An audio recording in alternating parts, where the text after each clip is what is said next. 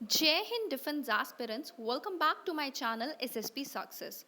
For any query regarding SSB and AFSB, please join our Telegram channel SSP Success, whose link is given in the description box. And for more updates regarding SSB and AFSB, do subscribe our YouTube channel SSP Success.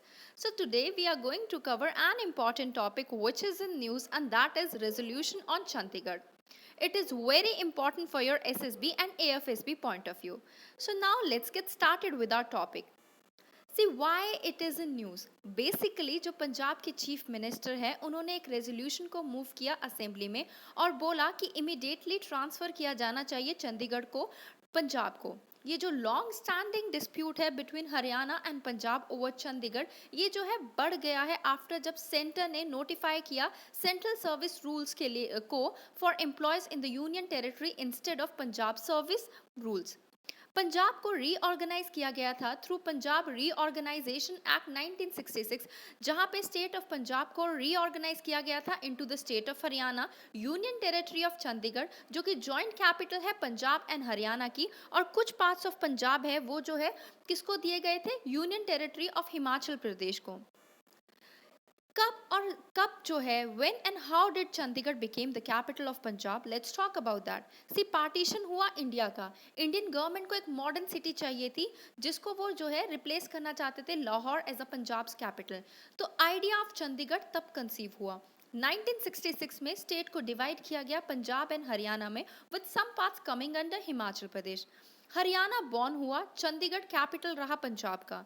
Reorganisation हुआ पंजाब का, उस time पे central government ने announce किया कि हरियाणा को भी उसकी खुद की कैपिटल मिलेगी।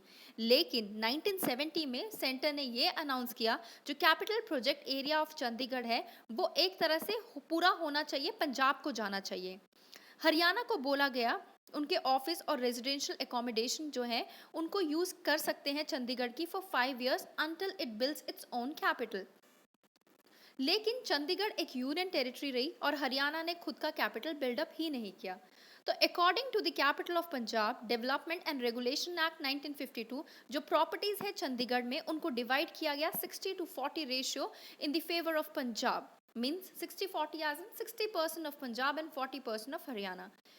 What claims on Chandigarh were made subsequently? देखो अगस्त 1982 की बात है, अकाली दल जो कि एक पॉलिटिकल पार्टी है, उन्होंने एक्सप्रेस किया अपना डिससैटिस्फैक्शन किसके तरफ, पंजाब रीऑर्गेनाइजेशन एक्ट जिसको लॉन्च किया गया था with a protest with the object of realising the goals of Anandpur Sahib resolution of 1973।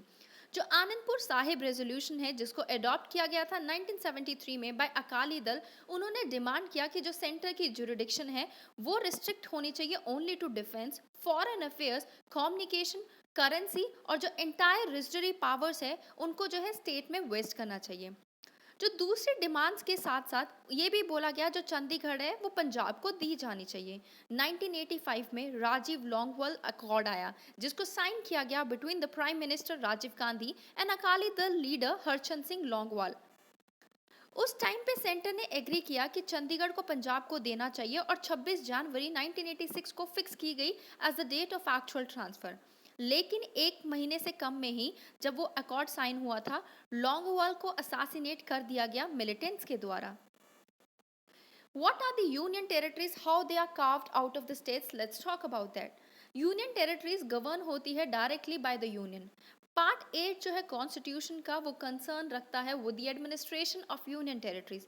जो प्रेसिडेंट ऑफ इंडिया है वो अपॉइंट करते हैं एक एडमिनिस्ट्रेटर या फिर लेफ्टिनेंट गवर्नर को for each UT. So means ये है कि यूनियन टेरिटरीज फॉलो करती है सेंट्रल गवर्नमेंट की विल। जो कॉन्सेप्ट है यूनियन टेरिटरीज का वो ओरिजिनल वर्जन नहीं है कॉन्स्टिट्यूशन का, बट उसको ऐड किया गया था कॉन्स्टिट्यूशन के 7th अमेंडमेंट एक्ट 1956 के द्वारा।